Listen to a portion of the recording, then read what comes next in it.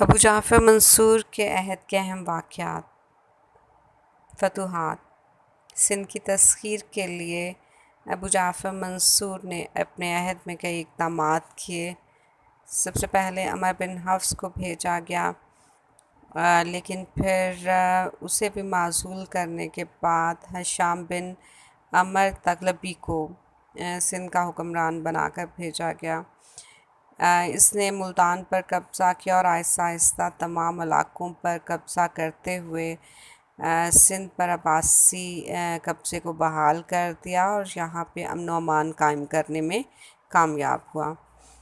طبرستان اور دماوند میں بھی سرکشی کی بنا پر ابو جعفر منصور کو ان کے خلاف لشکر کشی کرنا پڑی اور ان علاقوں میں امن و امان کی صورتحال کو قائم کرنے کے لیے کئی اقدامات کیے گئے، لیکن کافی مشکلات کا سامنا کرنا پڑا اور ایک طویل عرصے کے بعد طبرستان اور دماوند کے علاقوں پر عباسی قبضہ بحال ہو سکا اور ان علاقوں میں امن و امان قائم ہوا۔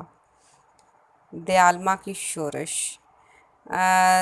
ابو جعفر منصور کے عہد میں دیالما کی طرف سے شورشوں کی خبریں سامنے آئیں۔ ان لوگوں نے آرمینیا پر قبضہ کر کے مسلمانوں کا قتل عام کیا۔ طفلس پر بھی ان لوگوں کا قبضہ ہو گیا تھا۔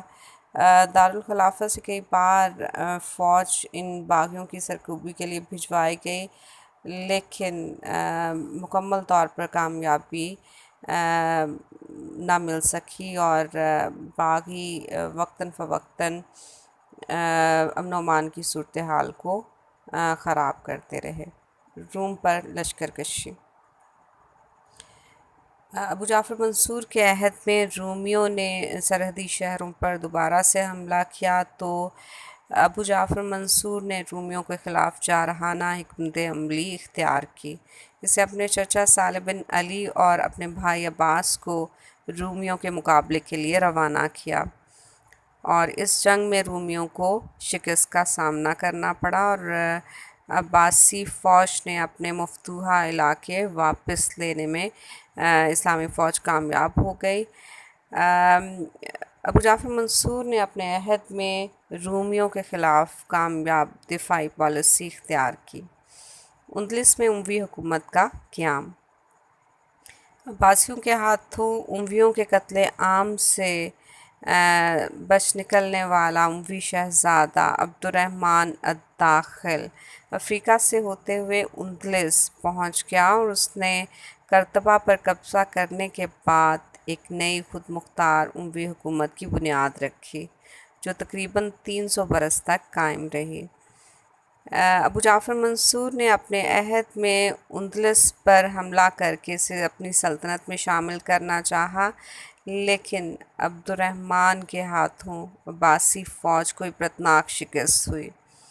ابو جعفر منصور نے عبد الرحمن کی بہادری سے بے حد متاثر ہوا اور اسے صقر قریش یعنی قریش کے شہباز کا لقب دیا۔ اس کے بعد عباسیوں نے اندلس پر کبھی بھی حملہ کرنے کی ہمت نہ کی۔ ولی عہدی میں تبدیلی۔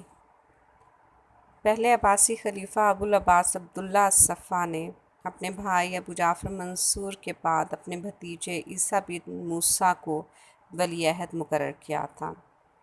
ابو جعفر منصور ولی عہد میں تبدیلی کرنا چاہتا تھا اور اس سلسلے میں اس نے ایک چال چلی۔ اسے اپنے چچا عبداللہ بن علی کو گرفتار کر کے عیسیٰ بن موسیٰ کے حوالے کیا اور اسے حکم دیا کہ وہ اسے قتل کر دے تاکہ اس کے قتل کے بدلے میں عیسیٰ بن موسیٰ کو قتل کیا جا سکے، لیکن عیسیٰ بن موسیٰ نے اسے قید میں رکھا، قتل نہ کیا اور کچھ عرصہ کے بعد اس نے ابو جعفر منصور سے اس کی جان بخشی بھی کروا دی۔ اس کے باوجود ابو جعفر منصور نے عیسیٰ بن موسیٰ کو ولی عہدی سے ہٹا کر اپنے بیٹے مہدی کو اپنا ولی عہد مقرر کر دیا، جس پر عیسیٰ بن موسیٰ نے اعتراض کیا تو ابو جعفر منصور نے اس کی تذلیل کی اور اسے دھمکیاں دی، جس کی وجہ سے مجبوراً عیسیٰ بن موسیٰ نے دستبرداری قبول کر لی اور اس طرح ابو جعفر منصور نے اپنے بیٹے مہدی کو اپنا ولی عہد مقرر کر دیا۔ ابو جعفر منصور کی وصیت۔ 775 میں ابو جعفر منصور حج پر روانہ ہونے سے پہلے اس نے اپنے بیٹے مہدی کو وصیت کی، اور اس سلسلے میں اس نے سب سے پہلے ایک صندوقچہ اس کے حوالے کیا اور اس سے اس کی حفاظت کرنے کا حکم دیا۔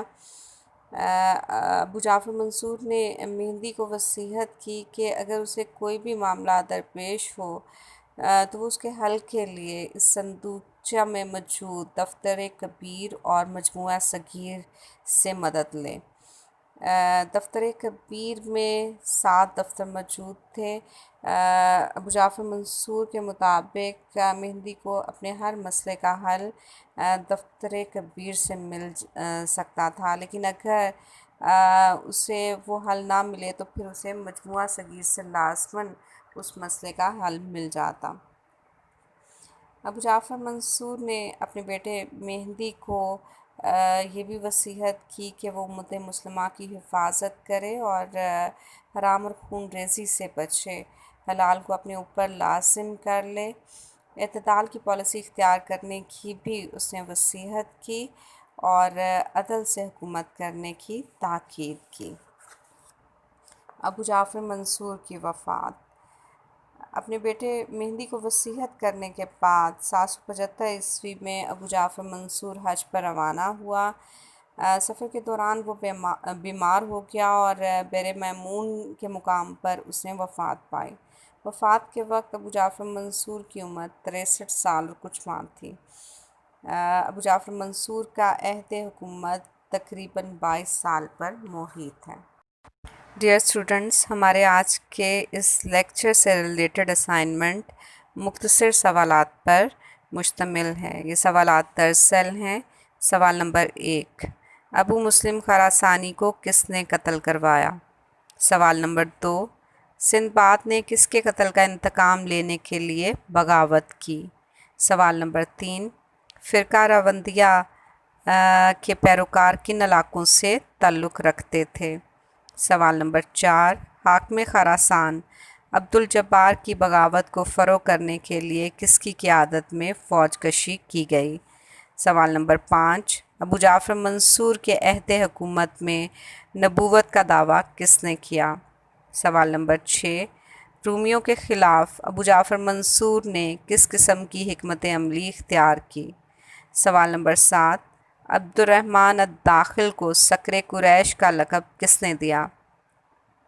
سوال نمبر 8، ابو جعفر منصور نے ولی عہدی میں کیا تبدیلی کی؟ سوال نمبر 9، ابو جعفر منصور کی وفات کب ہوئی؟ سوال نمبر 10، ابو جعفر منصور کا عہد حکومت کتنے سال پر محیط ہے؟ ڈیئر اسٹوڈنٹس، آپ اس اسائنمنٹ کو حسب معمول صاف ستھرے پیپرز پر واضح لکھائی میں تحریر کرنے کے بعد ہسٹری گروپ میں شیئر کریں گے تاکہ انہیں چیک کرنے کے بعد رزلٹ تیار کر کے بروقت ہسٹری گروپ میں شیئر کیا جا سکے۔ شکریہ۔